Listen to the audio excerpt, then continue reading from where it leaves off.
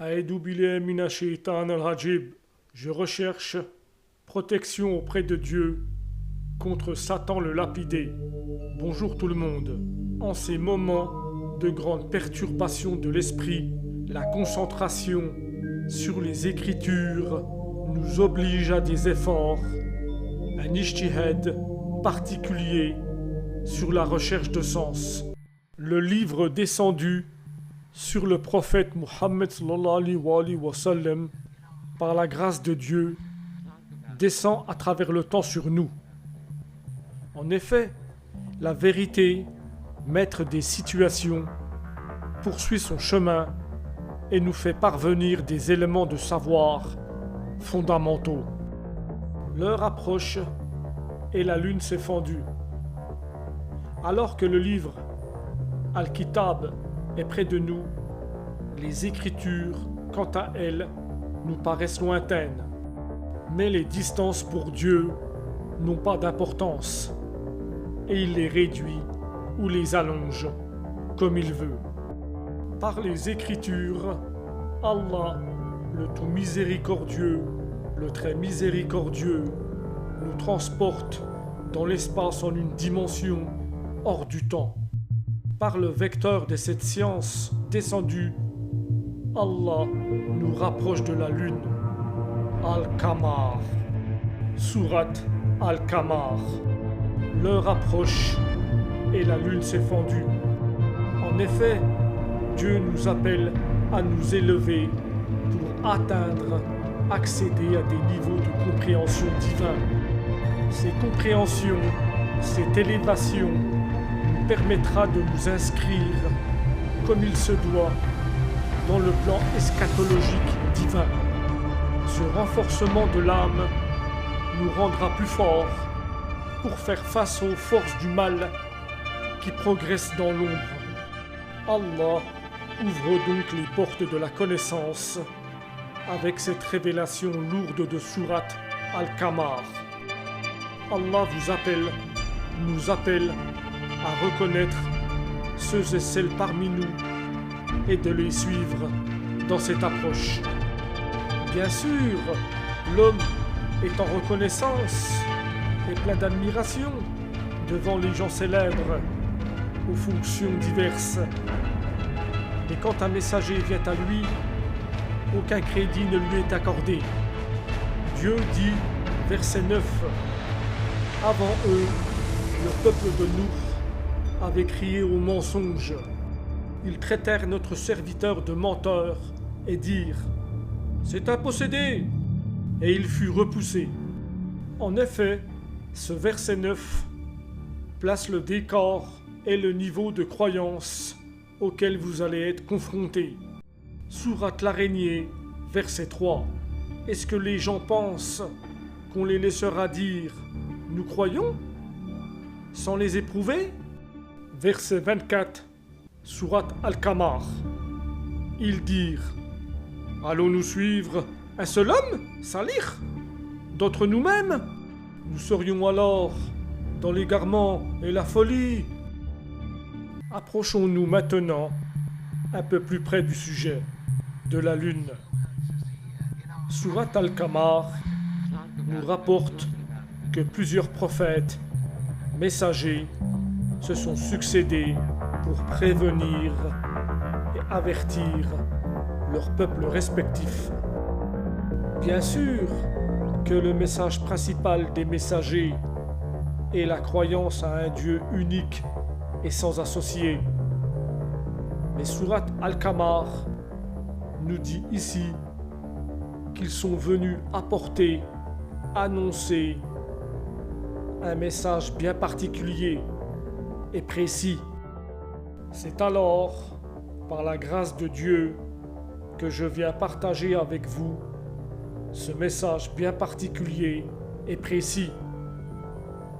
Il est la clé de l'analyse, ouvrant les portes de la science, élevant ainsi l'humanité à une connaissance déjà connue.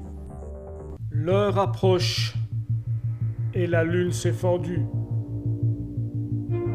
L'heure approche et sourate Al-Qamar se révèle. On observera dans un premier temps et de façon extérieure l'emploi fréquent et coordonné des mots châtiment et avertissement. Après chaque intervention des messagers, Dieu termine et clôt les événements par « Comment furent mon châtiment et mes avertissements ?» Ces deux mots, châtiment et avertissement, allant de pair et mis côte à côte, sont par contre distants quant à leur place dans le temps. Ils sont dans deux temps différents. Comment furent mon châtiment marque un événement qui s'est réalisé, qui s'est passé. Le châtiment est l'événement qui fait suite à la parole, aux avertissements. Le châtiment est un événement, il n'est plus l'avertissement. Le châtiment est donc l'événement vécu et subi par les peuples avertis, alors que les avertissements sont des paroles entendues. Dieu nous renseigne donc par cette formule de la nature des avertissements, en soulignant son importance à un sens particulier. Comment furent mon châtiment et surtout mes avertissements? Le rajout volontaire des avertissements à châtiment souligne la parole des messagers. Les avertissements sont la parole des messagers, alors que le châtiment est l'action de Dieu. Ces deux mots qui se confondent, châtiment et avertissement, sont comme deux éléments lumineux qui indiquent et nous montrent la voie de compréhension. Le châtiment, en fait, qui est venu, qui s'est passé, s'est réalisé dans les avertissements. Comment furent mon châtiment et mes avertissements? Allah nous dit que les avertissements sont la parole des messagers venus apporter les menaces de Dieu sur eux, comme il y en a eu sur d'autres peuples. Comme il y en a eu sur d'autres peuples. Par la formule de châtiment et avertissement, Allah veut attirer notre regard sur ces deux mots qui renvoient non seulement à deux temps différents, mais aussi et surtout à deux endroits différents. Comment furent mon châtiment et mes avertissements? Qui veut dire, dans la traduction et le sens,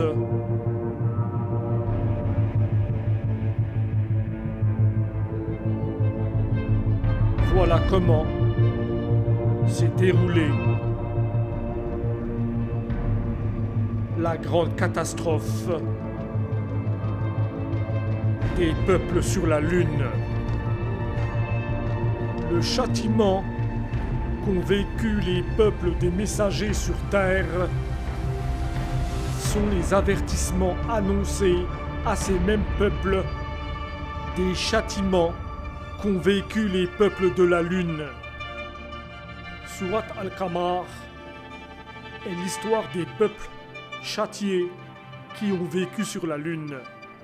Voilà le message précis que les messagers sur Terre sont venus apporter à leur peuple et qu'ils ont traité de mensonges.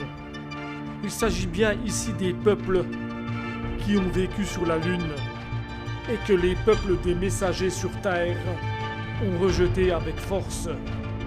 C'est pour cette raison que Allah insiste sur la notion de mensonge dans de nombreux versets de la sourate. Le terme de mensonge qui vient renforcer et certifier la question de châtiment et avertissement, puisque le mensonge précis dans la sourate Al-Qamar est ce refus de croire à l'histoire des peuples ayant vécu et péri sur la lune. Tous les prophètes et messagers sur terre ont reçu cette révélation commune de celle des peuples châtiés sur la lune. Il s'agit ici d'un affront, d'un rejet précis à un événement. Le mensonge est volontairement marqué pour insister sur la notion d'un rejet bien précis. Allah fait alors cette introduction forte sur cette question avec le verset 9. Avant eux, le peuple de Nour avait crié au mensonge. Ils traitèrent notre serviteur de menteur et dirent « C'est un possédé !» Et il fut repoussé. Ils traitèrent notre serviteur de menteur. Le châtiment qui s'en est suivi vient exposer et prouver à ces peuples que leurs messagers disaient vrai quant aux peuples qui périrent sur la lune. Ils vont vivre les avertissements. Ils vont vivre non pas dans l'idée, mais dans leur chair, ce qu'ont vécu les gens de la lune. Ils vécurent les avertissements par le châtiment. Comment furent mon châtiment et mes avertissements? Le sujet n'est ni exclamatif et ni interrogatif, mais il est affirmatif. L'affirmation est la confirmation par Dieu de la vérité. Comment furent mon châtiment et mes avertissements? Poursuivons et apportons une argumentation éclatante avec le verset 43 de sourate Al-Qamar. Allah dit: Vos mécréants sont-ils meilleurs que ceux-là? Ou bien y a-t-il dans les Écritures une immunité pour vous? À la première lecture du verset, notre compréhension est freinée par ce contresens étonnant. Alors que Dieu nous demande si nos mécréants sont meilleurs que ceux-là, c'est-à-dire de ceux des générations passées, Allah nous demande en même temps si dans les Écritures il y a une immunité pour vous, c'est-à-dire pour nous. Dieu nous aurait dit alors: ou bien y a-t-il dans les Écritures une immunité non pas pour vous, c'est-à-dire nous, mais pour eux? Reprenons alors la lecture du verset 43. Vos mécréants sont-ils meilleurs que ceux-là? Ou bien y a-t-il dans les Écritures une immunité pour vous? En effet, Allah s'adresse en début de verset à nos mécréants et termine le verset en nous mettant en garde, nous, les croyants. On reconnaîtra ici l'écriture de Dieu, où derrière ce contresens apparent se cache et révèle cette époustouflante vérité des peuples ayant vécu sur la lune. Vos mécréants sont-ils meilleurs que ceux-là? Ou bien y a-t-il dans les Écritures une immunité pour vous? C'est l'agrément de Dieu à cette analyse, à cette révélation. Allah s'élève au-dessus du sujet et vous met en garde à votre tour des propos que je tiens avec vous. Vos mécréants sont-ils meilleurs que ceux-là? Ou bien y a-t-il dans les Écritures une immunité pour vous? Dieu vous renvoie à mes propos, ou metteriez-vous en doute les paroles de son serviteur? Il s'agit ici d'une mise à l'épreuve lourde de votre croyance à cette surprenante question. Ma venue à vous, en tant que messager, guide, ne vous pousserait-elle pas à avoir le même comportement que les peuples des messagers précédents? Voilà la question qui est posée. Enfin, pour être encore plus clair, Allah nous fait parvenir cette compréhension en soulevant complètement le voile sur le verset 43. En effet, on identifiera deux types de créatures, les terriens et les luniens, les terriens humains et les gens de la lune. Vos mécréants sont-ils meilleurs que ceux-là?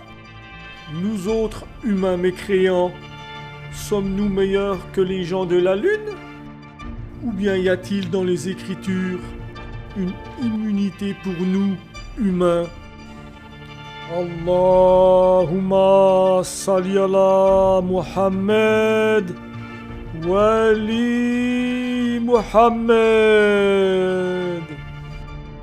Allah dit, verset 51, sourate Al-Qamar. En effet, nous avons fait périr des peuples semblables à vous. Y a-t-il quelqu'un pour s'en souvenir? Voyez comment Allah nous rajoute afin que nous touchions à la certitude complète. Dieu nous fait redescendre sur terre afin que nous embrassions facilement la compréhension. Allah s'adresse à nous tous de façon simple et sur un ton affirmatif l'anéantissement de créatures, de peuples semblables à nous. En effet, nous avons fait périr des peuples semblables à vous. En effet, nous avons fait périr des peuples semblables à vous. Y a-t-il quelqu'un pour s'en souvenir? Cette question relèvera peut-être de l'imaginaire, mais je m'engage et prends le risque d'y répondre. Alors que dans plusieurs versets précédents, Allah emploie l'expression « Y a-t-il quelqu'un pour réfléchir ?» Dieu utilise le terme de souvenir dans ce verset 51. L'un réfléchir est de l'ordre de l'intellect et du domaine de la réflexion, et l'autre du domaine de la pensée passive, de la mémoire.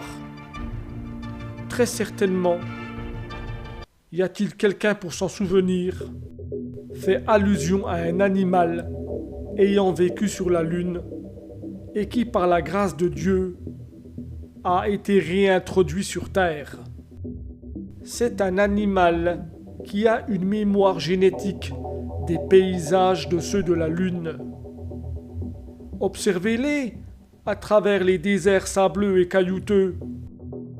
Ils se plaisent dans cet environnement qui leur rappelle les déserts lunaires. Ils nous regardent alors avec étonnement et ont dans leur mémoire les peuples qui ont disparu sur la lune et qui nous ressemblent étrangement. Allahumma salli ala Muhammad wali Muhammad. Ces deux mots, châtiment et avertissement, allant de pair et mis côte à côte, sont par contre distants quant à leur place dans le temps. Ils sont dans deux temps différents.